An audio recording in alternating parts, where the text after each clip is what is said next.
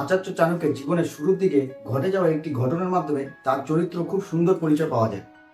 একবার তিনি তার শিষ্যকে নিয়ে তক্ষশিলা থেকে মগধের দিকে যাচ্ছিল। মগধের রাজা মহানন্দ ওনাকে একদম পছন্দ করতেন না। একবার তো রাজা ভর্তি সবার মধ্যে চাণক্যকে সবার সামনে অপমান পর্যন্ত করেছিল।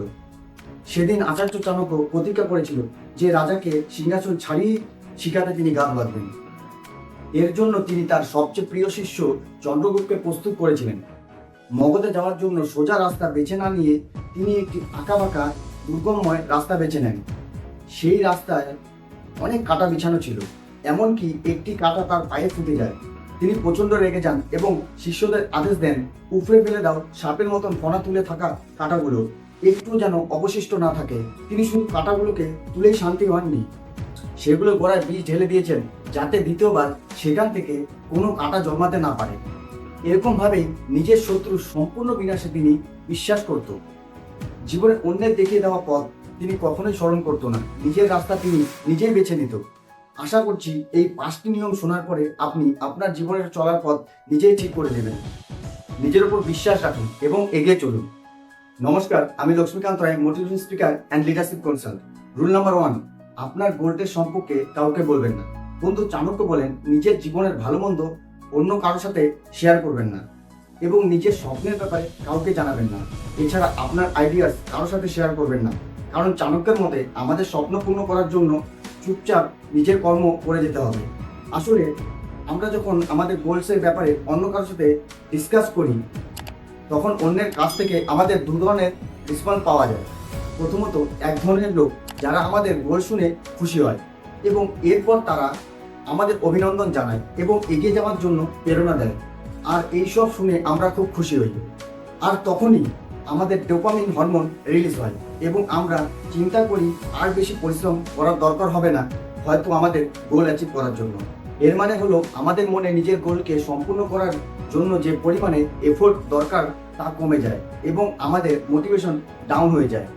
এবং অন্যদিকে কিছু লোক এরকম হয় যারা আমাদের গোলসের ব্যাপারে শুনলে নেগেটিভ কথাবার্তা বলেন, তুমি এটা করতে পারবে না, আর এত পরিশ্রম তোমার দ্বারা হবে না, আপনার সাথে তর্ক বিতর্ক করতে থাকে। আর এইসব শুনে আমাদের মনে একটু হলেও নেগেটিভ প্রভাব পড়ে, এর কারণে আমাদের মোটিভেশন ডাউন হয়ে যায়। এর মানে দুটি ক্ষেত্রেই আমাদের মোটিভেশন ডাউন হয়ে যায়। আর এই জন্য চাণক্য আমাদের গোলস আর ভাবনা সবসময় লুকিয়ে রাখতে বলেন। Rule number 2, education is your best friend.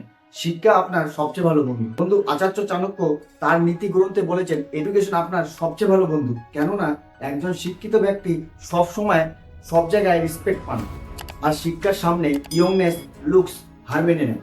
আসলে চাণক্যের মতে মানুষের সৌন্দর্য তার শরীরে নয়, তার মন বা ব্রেনে থাকে।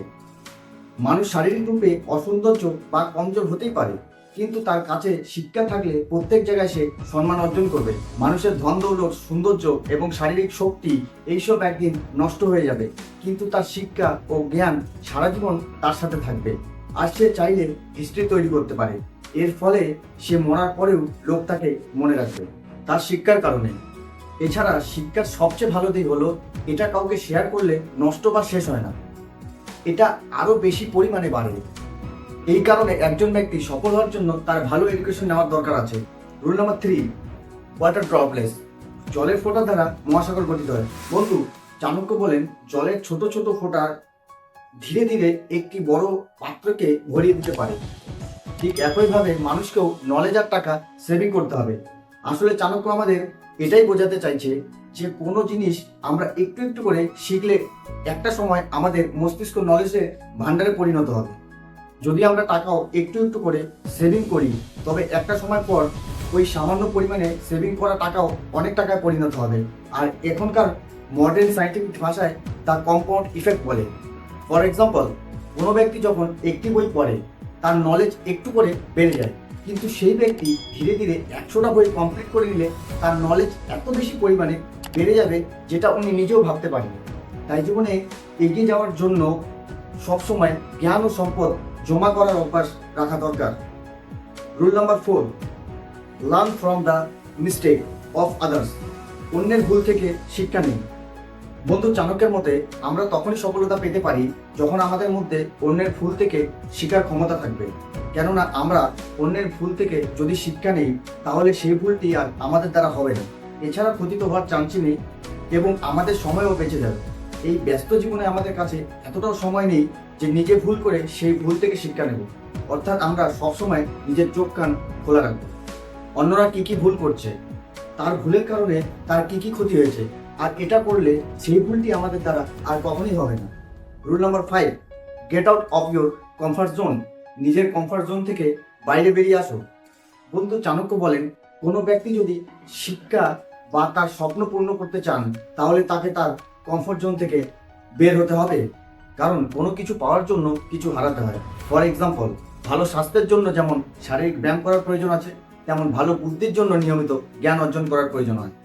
বন্ধু, সার্কাসের বাঘ আর জঙ্গলের বাঘ কি হ্যাঁ হলো? না, দুজনেই আলাদা। কারণ সার্কাসের বাঘ কমফর্ট জোনে আছে, 2 বেলা মজার খাবার পায়।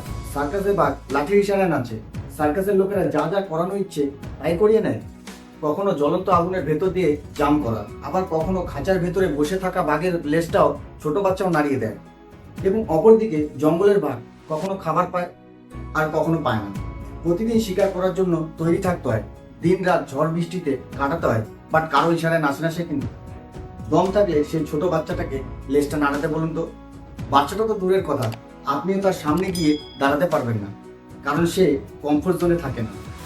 আপনি সার্কাসের বাঘ হতে চাইবেন না জঙ্গলের বাঘ হতে চাইবেন?